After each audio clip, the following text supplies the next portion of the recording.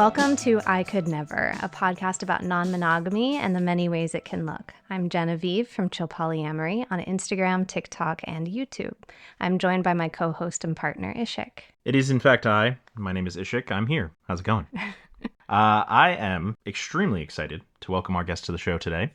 She is an absolutely legendary YouTuber and public speaker who makes, and I quote, content for introspective hot people who are interested in learning more about themselves. Kat Blaque! Hi, I'm also here. Yes, thank you so much for joining us today. Yes, very excited to have this conversation. Well, we've been big fans of yours for a long time, so it's a pleasure to have you on to talk a bit more about your polyamory. Yes, we all love Kat so very much. But before we can hear any more about how wonderful she is, there is something we must do. Something is lurking, awaiting its once yearly visit to the shore from the depths of Davy Jones' locker to visit its queen of the pirates wife. It's Vibrevent time, okay? You're on something. I'm on it, okay? A beloved movie. For anyone listening for the first time, we always like to start the show off with a little icebreaker called Vibe or Vent, where we'll each take a beat to share a bit about something that's either really making us happy recently or something that sucks that we need to get off our chest. So, Ishik, would you like to start us out? Unfortunately, I would like to start us off. So I was just earlier today watching TikTok, YouTube, etc. I play like D&D. I'm into tabletop role-playing games. And there's definitely a huge community online of people who make content around TTRPGs.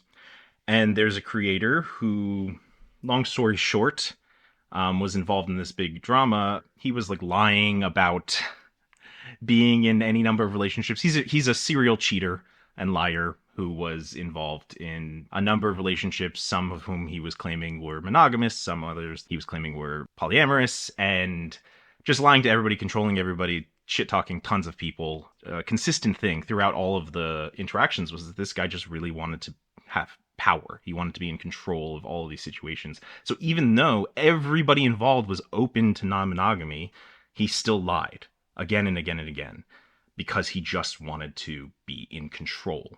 And it was just it's really sickening. So I was just watching that earlier today, and so it's super on my mind. And, it's a show about non-monogamy, so. I hate that I knew about that. I hate that I knew exactly the thing you were talking about. I saw you were nodding. I was like, oh, she's definitely saw some of this. Oh, yeah. I watched several videos about it. Well, Kat, is there something that you'd like to vibe or vent about today? There's too many things. I will try not to vent too much. I had my Facebook page deleted this week. It was hacked and deleted, and that's been frustrating. Even though I'm an atheist and I don't like to believe in much, I do tend to believe that things happen for a reason and the universe moves the way that it must move sometimes. And I'd already kind of been over my Facebook page.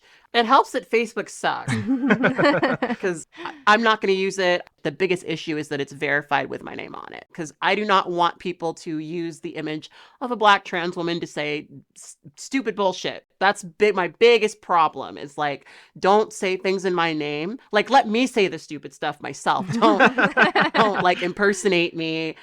So now I'm at the point where I'm if I can't fully get control over it, just delete it. For sure. Well, Genevieve? Yeah, no, I think I'm vibing today with continuing to be no contact with my family of origin. And it was something that took probably about 8 years to be willing to do. Yeah, I mean, it's something that I'm surprised to be happy about and a little guilty still to be happy about. And also my life for the last decade has been marked by personal crisis after personal crisis, largely from just supporting family. Well, specifically in a very non-reciprocal way. In a very non-reciprocal way. And that's when I decided to walk away last summer was it revealed itself when I needed a fraction of decency, that was asking too much. And I was like, why am I doing this again? Mm-hmm. And I got a reminder this week, I'm pretty sure one of them through a dummy account, but very specific language that revealed themselves, started heckling me. And I was like, okay, this is a good reminder of why I'm not inviting you close. So that is, I think, the move is to go where you're loved and to put your energy in relationships that are reciprocal. So absolutely. Yeah, that's what I'm vibing about today. I totally identify with that. And I love that is your conclusion ultimately. Yeah. Hmm. Well, there is nothing but love here. Oh, I don't know. I don't want to put any words in your mouth, Kat. I'm in a loving mood, you know. But speaking of love and many loves, let's talk about some polyamory. So, Kat, if you would just give the listeners a little rundown of what your non-monogamy looks like right now. Okay, and this is the best time for me to summarize my non-monogamy because it's in its most like functional place, frankly. Because I've had many different structures, but currently I have four long-term partners, and I know that sounds like a lot, but they tend to fit in my life in a way that makes a lot of sense. Edward is my primary partner. He's like the one who I spend most of my time with. And I was a very solo poly person for a really long time who didn't want a primary partner. I specifically didn't want that. As the pandemic sort of happened and I was quarantined, and then my relationships changed within quarantine in a pretty dramatic way, I came out with more openness for that. And I pretty immediately found that. So he's been my longest term primary partner. My partner Alexander is married, and I probably see him the most frequently after Edward, but I only really see him like maybe every other week. He works for a very big company that keeps him very, very busy, so we kind of see each other when we can. I have a partner who lives out of state who I call Victor. Victor is a partner who lives in Portland. He's awesome. He's like my survivalist partner. I think a lot about the end of the world for some reason. So he is like my main one who knows those things, and he's awesome. He's also like my gothiest partner of all the people that I date. My longest partner, Nathan, I started dating him when I was living in Orange County. He introduced me to a lot of things. He was the very first man that I dated who was poly. I don't see him as much as I used to because now I live in Los Angeles, and he recently just moved in with one of his partners. So we have less of a ability to see each other, at least mutually, back and forth. But it all works for me. As far as I know, everyone's very happy with it. It works for everyone. And when I moved, they all helped me move. And there's nothing hung up in my apartment that wasn't hung up by one of my partners. Aww. So I'm very happy to finally have like a group of partners who kind of interact well with each other. That hasn't always been the case in my poly life. I love that. Yeah, so you mentioned that you used to describe yourself as solo polyamory, and now you have a primary. I'm wondering if you can share like what those terms mean for you. When I was describing myself as solo poly, and you could still maybe argue that I am to some degree still. What that meant for me at the time was that I was moving as a singular unit. I wasn't living in a way where, my partners had much of an influence on where I went, how I dated, how I lived my life. And I didn't want a primary partner. I didn't want to be beholden to a man, especially after being in a 6-year relationship where we lived together for 5 years. I was like, I'm going to live alone. I don't want to have any men in my house for a long time. And that was that. Now I'm sort of different in that even though I still have my own place and still kind of move by myself, functionally, I have this partner who I know I trust, who loves me, dotes on me, treats me better than most men have treated me. And so naturally, I'm going to just enjoy spending most of my time with him. That doesn't mean that like my issue with hierarchy when I've tried to date other people who are hierarchical is I will make plans with them. They will cancel our plans because of some other partner. That's the biggest one that's happened to me so many times. And I hate that because that's a clear expression of like, okay, you're just not as, your time, everything is just not as valuable to me as what this person wants. I don't do that. And I also don't allow my partner to cancel my plans or influence my plans in a negative way unless I'm personally in a position where I don't want to see somebody that day. So yeah, I don't really necessarily have hierarchy like that, but I do if, when I'm making my schedule, if I had the choice between going on a first date with someone and, spending time with my partner cuddled up at home, I'm probably going to choose being the latter. Yeah, and so it sounds like it's a way to manage expectations rather than like granting him power over other people. I didn't hear that in your description. Yeah. I am curious, you said that you've been with Edward the shortest amount of time, right? I'm curious this arc or like how your relationship, how you met and how it evolved to become this more prioritized connection. Yeah. So I went to my favorite bar in LA the day that they reopened after being in quarantine. And I was sitting at the spot that I usually sit, and this guy was sitting next to me. And he kept looking at me, looking at his phone, looking at me. And he was like, I think we matched on OkCupid. Um, and I looked at him and I was like, okay, that sounds correct because he was cute. You look like someone I would match with. Literally. And so we just started talking, and it was like we had an immediate connection. We like a lot of the same things. He kind of dresses a little bit like a Yakuza. And that's sort of like what I told him. And we started talking about like mafia movies, and we just got along really, really well. And so it felt really natural, and it didn't quite feel forced. And so we just naturally started spending most of our time together.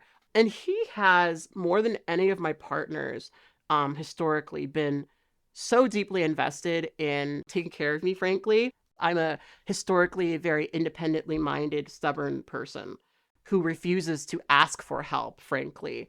I'm a very powerful person that does a lot of things, but I'm kind of all over the place. And usually the partners who I end up connecting with perceive that very, very easily and take on like a daddy role, I'll just say. And that's what he is for me. And so he has done so much in terms of getting my business together. He's a paralegal, and he like helped me with all of that. All these things that I should have done that I always feel I cannot do, that I always feel like overwhelmed thinking about doing. He's like, I'm just going to do it for you so you don't have to worry about it. And like every one of my partners sort of has that approach, which is probably why I resonate with them. But yeah, he just makes me feel safe and warm and comfortable. And he's really big on celebrating my appearance and, appreciating what I look like and stuff. And it just made me really fall in love with him. And it's not because he's helping me, but it just felt really good. And it felt like, why should this not be the man I'm spending most of my time with? It works really well. And I'm seeing him later today. So I think it's always funny to me because, like, save for the parts where you mentioned having other partners, right? I think most monogamous people would hear that and be like, yes, that's exactly what I'm looking for in my life, is that kind of relationship right there. And it's like, yeah, it's the same shit, guys. It's all the same. yeah. Because like most people, I at one point wanted monogamy and thought that that was the only reasonable way to be. One of my YouTube videos forever ago was like, why I would never be polyamorous. And it was like a description of why I wouldn't be poly. And here we are, several long-term partners. Wow, so you mentioned that Nathan was your first partner that you ever dated that was polyamorous. How long ago was that? I'm so bad at math. However long ago 2016 was. I think it was 2016. I was with someone for 6 years, a monogamous relationship. And when I met him, I was coming out of that and like changing as a person very, very drastically, frankly. And so he was kind of like the new, interesting, edgy person that was going to teach me about stuff. And yeah, I've learned a lot about polyamory through him and, the different growing pains that come along with it. And it's funny because for me, I had so many people when I was younger basically say, I think you might be polyamorous just because they observed the way that I dated. But I was very much in denial of that. And so once I actually had the opportunity to date someone who was polyamorous, who I was attracted to, I liked, I figured out pretty quickly that I took very well to it and that it worked very well for me. You did mention that the growing pains when you were starting to date Nathan. Can you tell us a little bit more about those? So Nathan, he was the guy who I talked to a lot about my issues with other people starting out. I recognize that I have to be, as someone who only dates men, I have to be really clear about when you say you're polyamorous, when you say you're ethically non-monogamous, what do you mean by that? I didn't understand that a lot of men who describe themselves as polyamorous are not.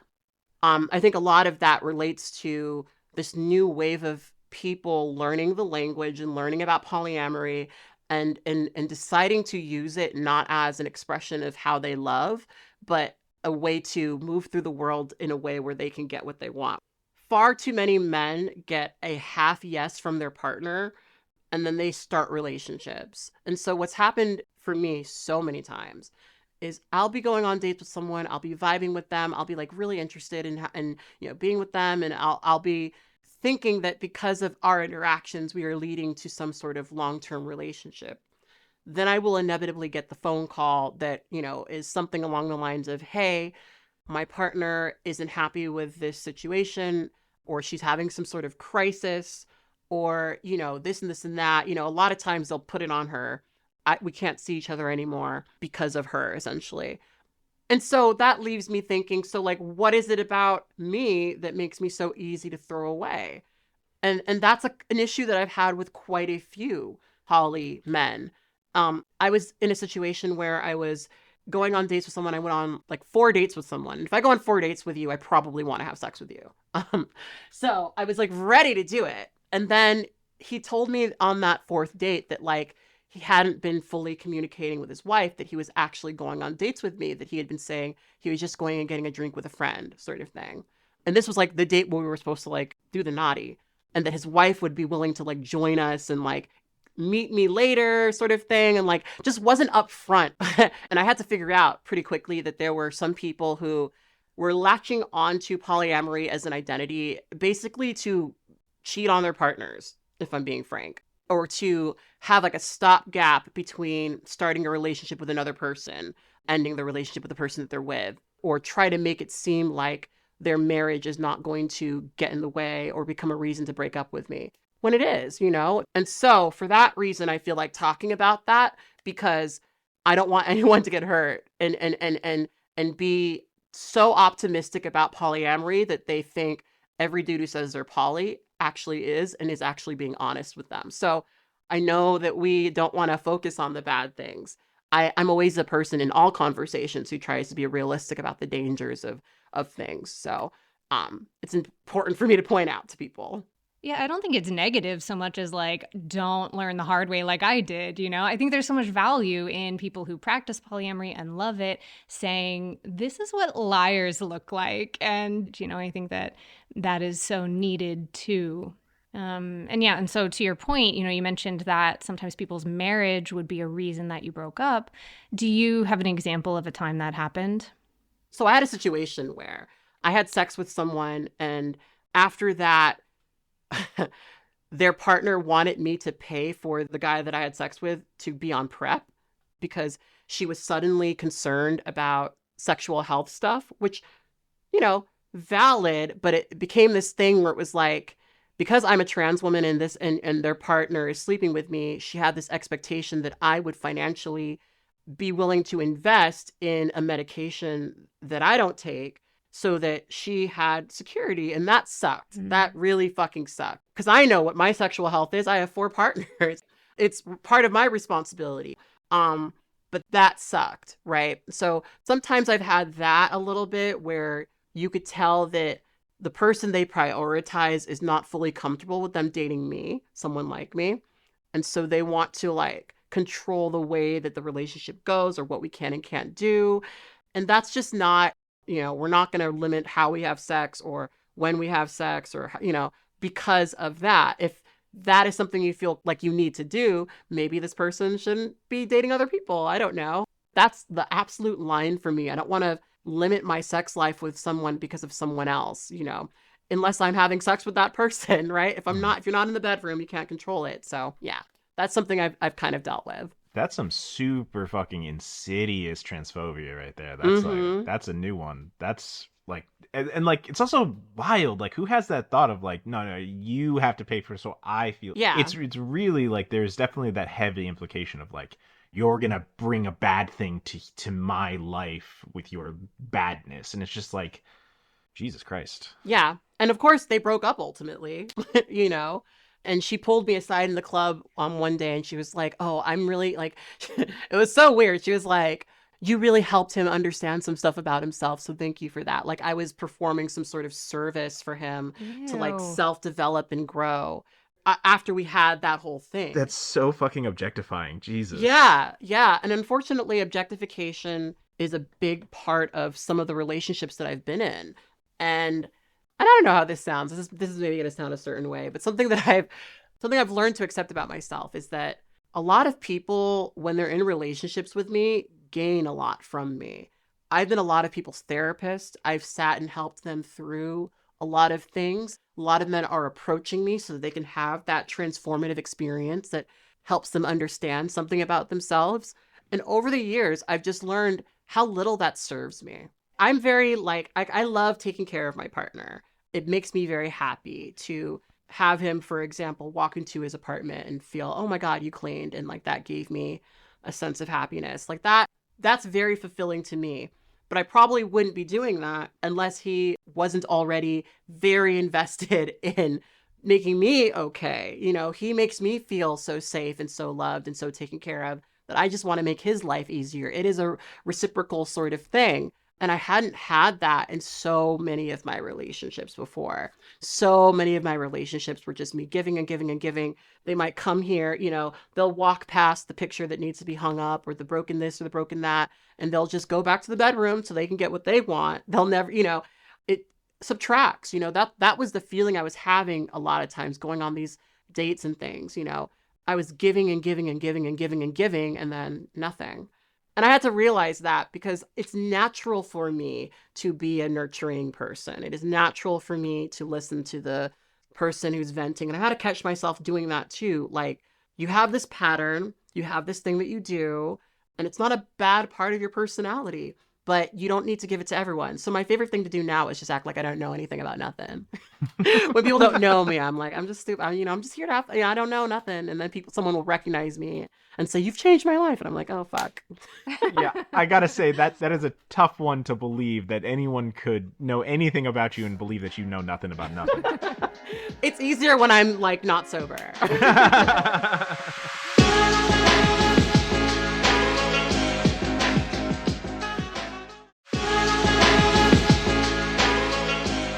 You know, you mentioned having kind of found your way to exploring kink and BDSM more through one of your non-monogamous relationships. Do you feel like that's something that you would not have found interest in or found your way to exploring had you not started dating polyamorously? Yes and no. I had some pretty traumatic experiences with kink and swing very early on in my life, which made me, by the time I met my monogamous ex, basically like pretend I wanted nothing more than to act like I wasn't kinky or that like I didn't do that sort of stuff. I didn't have that experience. That wasn't part of my past. So I kind of retreated into this person I wasn't in order to, like, you know, like most people do, be successful in life. So I just changed a lot of who I was in order to fit into this really narrow box. And of course, when I met this guy who was from a conservative area and he ran into me, someone who was, you know, Miss Goody Two Shoes, he was into that. And then it kind of became this thing where I wasn't being honest with him because I wasn't acknowledging my trauma. I was denying it. I was hiding it. I was so afraid to even talk to him about things that happened to me, victimized, you know, shit like that. And that was also a huge hurdle for me feeling safe and comfortable expressing that I had a desire or that I had an interest in BDSM. It was similar to poly in that, you know, when my experience was just abusive and terrible, you can get this conclusion of, oh, that's just all it is. That's all it is. And I kind of had to really experience it in like a real way in order to not feel that way. And something that I'm celebrating is that, like, finally, now that I'm in like a functional poly place, realized is that I'm kind of a slightly different person with each one of my partners. They're not the same, right? They don't all give me the same exact thing. And not only that, but like they get something from me that's not like their other partners. And it's not even like this like weird competition thing. It's just a new nuance that we're both exploring together. Everything is so different with every one of my partners. I have different experiences. It tickles a different part of my brain. And it's actually helped me feel like a way more well-rounded person, because in monogamy, there's this like sense that like I just had to let go of things I wanted to do, you know, especially when it came to like BDSM and shit like that. I just had to like let go of that to be in this relationship with this person. It was like a false dichotomy of I can't do this or be this person if I'm with this one person monogamously. Nathan was my first poly partner, my first BDSM partner. And when we first met, we didn't have a BDSM connection. We didn't do anything for like a whole month. We got to know each other. We got to understand each other. And it was very instrumental in me in understanding that I can say no, because that was my big trauma response. Is unfortunately, I have the fawn response to trauma, and that led to a lot of not so amazing things. So he was able to educate me in a way that has been very, very important to me, which is one of the reasons why he's still one of my partners. And BDSM for me was one of the big solid ways that I learned that I absolutely have the ability to say no. No is a complete sentence as well. Maybe I would have gotten there without polyamory, but because I started both my poly journey and because I basically was like, look, we're not going to pretend anymore. You know, we've done that for years. You lived in the suburbs. You did the whole thing, girl. You did it. You know what it's like now. And now you know you don't want it. So I started I'm going to pursue BDSM and I'm going to pursue polyamory life at the same time. Yeah, and it sounds like it was a season of a lot of change because you said you were in a conservative suburban area. Yeah. Pretty much all the men who were attracted to me or interested in me were white conservative men. So I have decent history dating white conservative men. Not anymore. Don't do that no more. I don't do that to myself anymore. Love myself a bit too much. But unfortunately, because I was raised in a very conservative area and because like that part of my brain still exists, I have a habit of getting along with white conservative men very easily. And so sometimes I have to catch myself when I'm like relating very well to someone. It's like sometimes that's a bad sign. You know, it's like a lot of more conservative suburban areas where their version of poly is probably more swingy than not, you know? And so that's mostly what I would run into, like consciously polyamorous people or people saying they're polyamorous. It's more swingy than it is polyamory. For the sake of anyone who's like particularly new or anything, how would you kind of characterize the difference between swinging and polyamory? Well, I have so much to say about the swing community, but the general difference I will say is that in swing community, you have a lot of people who are interested in having sex with others, but are not necessarily interested in having multiple loving relationships. So their version of non-monogamy is we're going to have sex with other couples in these closed spaces where we don't really associate beyond that, really. That's it. It's a sex party, but like more focused on couples interacting with each other. Do you still go to swinger events at all? I do. I go to the swinger event for like the buffet. I don't know. I'm a weirdo. So I go to events and I don't do anything. I just socialize because there's something that I still really enjoy, especially about the people sometimes at swinger events. It's also fascinating people watching. And frankly, I do enjoy practicing saying no. You know, as a person who doesn't fuck at these parties, I've had to tell a lot of people, don't touch me. You know, like you can't, just because I'm here doesn't mean I want to be touched. I often will have people kind of pressure me and, you know, get kind of aggressive about it. And it doesn't always end up being a good vibe. So part of, I think, what I get sometimes out of going to swinger events is saying no. But I'm mostly familiar with like the heterosexual swing world. Lots of toxicity in there if you are paying attention.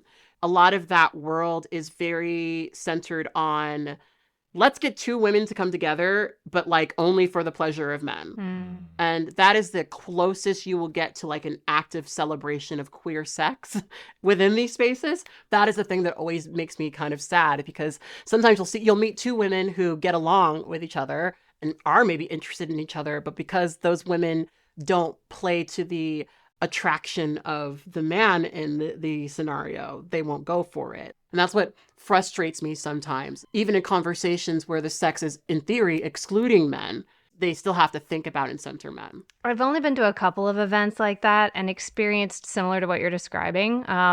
If I was connecting, because I am bi, if I was connecting with a woman, just a dude kind of showing up and I'm like, can I help you? Yeah. I'm talking to this cute girl. Like, why are you now assumed to be involved? Because they always have to be. And that for me is like the insidiousness of like the lesbophobia, the biphobia in these spaces. But one of the things that's also very common is they outright say like no man on man interactions. Really? Yeah. Yeah. You know, they won't say no gay shit on the flyer, but if you go on their pages and you look at the rules, it'll be like one of the rules that says, you know, we are specifically catering to this dynamic. And so a lot of spaces will outright say, like, we don't want men having sex with men because it's all about selling to heterosexual men who frankly do not want to see that. Because economically, the way they set it up is, you know, men pay a lot of money to gain access to women who are open to having sex. And if you are a woman who goes to these things, especially if they're the sort of events where you get in for free, you will get hounded. And so, you know, it does create a certain environment. I've discovered that it's really about finding the right parties that are actually like inclusive. My favorite parties are the ones where everyone pays the same price. I'll say for myself personally, based on kind of exactly what you're describing about specifically misogynistic pressure Yeah. and expectation, is why I kind of have a blanket rule of not going to any event that has gender tiered pricing. Mm-hmm. It's never the vibe. Yeah. It's never the vibe. 100%. And I know some trans people who like gender tiered pricing. If they get misgendered at the door, either they're not welcome at all or it affects what they have to pay. And it's just so fucked up. It's like, who's judging that, you know? And so, yeah, I guess I could extend that to you. I'm curious, being a trans woman, going to those kind of parties, like, has that kind of scrutiny or transphobia ever shown in that way? Because I pass in quotations, I'm able to go to these parties because I look a certain way, right? If I were not, if I looked more masculine, if I were non-binary or something, that would then become more complicated. And that's the thing. An event that has gendered pricing is always going to be committed to some degree of heterosexism. It's a red flag. You know, one thing I was curious about, because you're a straight woman, and these parties, women are expected to hook up with other women. Do you ever have to remind people that you're not into that? In general, this is kind of issue that I have in the poly community too. People do often think it's very strange that I'm straight. They're always like, really? And to their credit, I am one of the few straight women that I know in the poly community. So like, it's not necessarily a uncommon thing for women to be bi in these spaces, but I'm not. And so often the conversations are you sure? Are you sure? Well, maybe if I did this, well, is it okay if I just did that? Like maybe if I just played with your boobs or whatever. And it's like, I know that that's not the way I work, you know? One aspect of like the traumatic shit that I experienced when I was younger in the swing scene is that I had several situations where women just included themselves.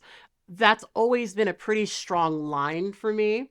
And I do kind of hate having those arguments with people because they often are arguments. Because it's always like, well, you just haven't had the right girl. And it's like, no, it's really not that. It's really not that. There are plenty of people who have yet to explore their sexuality, who do not yet know because of, compulsive heterosexuality, haven't quite unpacked that they are bisexual. I'm just certainly not one of them. If I could stop dating men, I probably would. It's been an overall frustrating experience. Yeah, it's wild how that language mirrors what so many queer people hear from their like homophobic family. Are you sure you just haven't met the right, person of the opposite sex yet? And just the ways that if we aren't thinking critically, we can just fall back into like repeating those same cycles and doing to each other what we don't want done to us. Yeah. Yeah, ideally, you don't need to be defending your heterosexuality. That's such a weird thing. Yeah. Just believe her. Take no for an answer. It is weird because then it makes me feel like kind of odd too, because I don't want to start being like, oh my God, people are attacking me because I'm straight.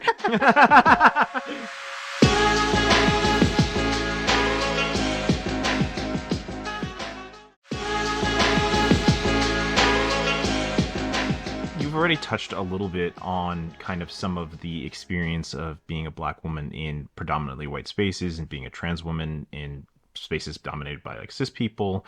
Can you share a bit about how that has intersected with your exploration of non-monogamy, both in any good or bad ways, or just whatever your experience has been? So for me personally, living in Los Angeles, it is one of the most diverse places I have ever lived. The poly community is mostly pretty white. Most of the spaces that are like centered around poly are going to be mostly white people. And the men who tend to approach me are white men. I grew up in a predominantly Chinese American community, surprisingly. And so I was not actually very used to being around a lot of white people until I moved to Valencia. And then I was in Orange County for years, right? And that's when I started interacting with like people who were, in my experience, racist, who wanted to date me. But in Orange County, it was a little bit more obvious because a lot of those people are conservatives, right? In LA, what I've experienced quite a bit, people are still coming into polyamory and maybe they're still adjusting. Like a lot of people who move to Los Angeles and have their first ever experience and interaction with a Black person, right? So they're still processing their anti-Blackness. And for them, sometimes Part of that is trying to date somebody like me. I've been a lot of men's first trans woman, first Black woman, and like they will often see me as intriguing and exotic and different. And they will mostly be interested in dating me during a time where they already have a primary partner who presents to the world this idyllic image that society expects them to uphold. So I've been in a lot of relationships where, like, I am the interesting Black, curvy, trans person that they are having an exotic type of relationship with. Meanwhile, they have a partner who they are willing to present to the world who is often white, often but not always thin, and subscribes to a certain degree of femininity, I'll just say. They're polyamorous for me, right? Like if they're with me, they're polyamorous. But if they meet that idyllic white woman who says, I don't want you to be with anyone else, they'll be willing to be monogamous for them. It can fuck with your brain a little bit. I had a situation where I went into the quarantine in a relationship with a man who was white, and he is married and had children and things like that. And before our relationship, before quarantine and everything was pretty chill. You know, it was working out pretty good. He was the first partner that I dated who also took like a really big interest in like helping me out and supporting me in different things. But when he started becoming concerned about fascism, because he's Jewish as well, he decided that he was going to take his entire family and flee the country. And his exit plan did not include me. That he was excited about being in proximity to my Black trans body, but had no real desire in protecting it in any real way. Because when fascism does come, I'm going to be the test dummy long before it gets to him. It hurt to understand that I was not going to be considered for protection at all. I was on my own. Yeah, it's really pretty upsetting. Yeah. I can't even really imagine being in your shoes in that situation, but it is incredibly dehumanizing, maybe? I don't know. Yeah, well, it did feel dehumanizing. It felt like, so what are we doing then? You know, because we were like fluid bonded. And for me, that's a big deal. It's not just, oh my God, like I don't just have unprotected sex with people. I fluid bonded with him because I felt close and that I can trust him. So then I was like, okay, so I had this situation with this person who didn't really ever prioritize me, who ultimately, like, yeah, we went on dates and all that stuff. And yeah, a lot of people knew that we were together. Oh, another layer of this particular guy is I ended up defending him a lot because certain people didn't like him. And I spent so much time sticking my neck out for him. And in retrospect, I probably should have listened to those people a little bit. Those people were probably trying to warn me, because I know right now, you know, all of my partners, we're fucking living out the apocalypse together. Like, we know that. And that's something that, even though it seems kind of extreme, that's sort of the line for me. You know, I have no interest in being in relationships that are like fun. I'm just going to have, you know, this little moment with you because you're exotic sort of things. And I can't trust that these men feel differently unless they show me, frankly. My primary partner, he's Mexican and Palestinian, right? He's got a lot of understanding of being a person of color that comes through. I know that he's not viewing me that way. I know that he's not looking at me as like this exotic, you know, different thing, because we're both people of color. He's dated Black women before me. It's not exciting or new or interesting or different. And frankly, I don't have the anxieties that I've had with previous partners with him. Like, I used to have a lot of anxiety about my partners one day being like, I can't be with you because I met somebody, because that was such a common pattern of the men that I've dated. And it is hard for me not to think that that relates to my history being mostly with white men. I was so used to being deprioritized by partners that maybe that's why I was like, I shouldn't have a primary. Maybe in a way, because of who I was dating, I thought I couldn't ask for a primary partnership. I don't have that concern anymore because my partners are all very clear about what our relationship is, what we're doing in our relationship. And I've never felt more prioritized by a partner.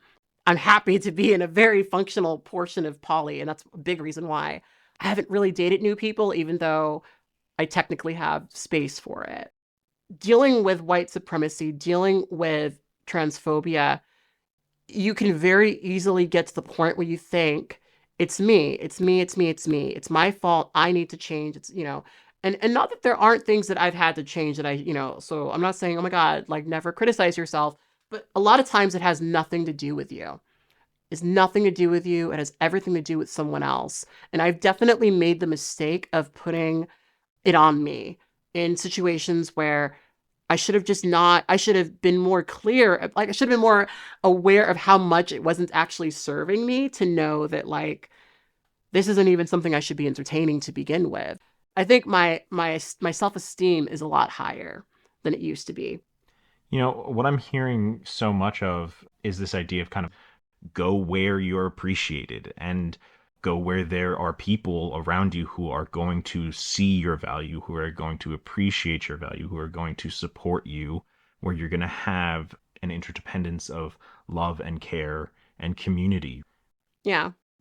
I've had to develop a sense of I'm valuable. I'm valuable. My body is valuable. My time is valuable. My mind is valuable. And I should give that to men who have value to me, And so I've recognized that and just started to respect that I have power and I need to recognize that and like not give it to too many people. Yeah, looking for the reciprocity, like you were saying, like even from the small things of them showing up when they say they will, but also the bigger things of living out the apocalypse together. Okay, Yeah. I mean, I think So lovely. Yeah, this was awesome. Thank you so much. Thank you for having me. We'd love to invite you to plug any of your work, your upcoming projects. Where can people find you online? Yeah, so the best place to start to find me is Kat Blaque on YouTube. That's KatBlaque, youtube.com/Kat Blaque. I also have a side channel called Movies in My Closet. And my website is blackinthecity.com. That's BLAQE in the city.com. And I'm also on TikTok. I've been tickety-talking with the kids over on there. So Kat Blaque on TikTok. You should be able to find me. Yeah, we tic-tac-toe, a winner. Oh, no. Tic-tac-toe. Tic-tac-toe, a winner. Oh, no. .catblack.com. Oh, my gosh. Oh, Oh, my my goodness. God. Anyways, if you are, as always, looking for more specifically polyamory content, Genevieve is also on TikTok and Instagram at Chill Polyamory. We've also recently launched her YouTube channel where she discusses representations of non-monogamy in film, TV, and other media. Ooh, how exciting. Yeah, I'm just actually launching it this week, the week that we're recording. So you can support us directly on Patreon to help fund all of these projects. Patrons also get a bunch of bonus written and video resources, along with advanced access to a lot of my private content, personal stories, one-on-one support. And so if you're looking for additional help with navigating your own non-monogamy, you can learn more at chillpolyamory.com. That's CHILLPOLYAMORY.com. I'm learning from a champion. Okay? I'm learning. You spell it out, okay? Well, thank you so much. We will continue to watch you on all of your platforms. We're so excited to share your story with everybody. So, okay, bye. Bye. Bye.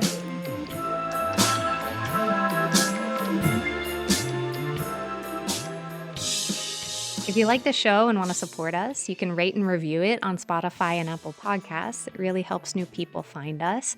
As well, if you want to financially help out, this show is mostly funded by patreon.com/chillpolyamory.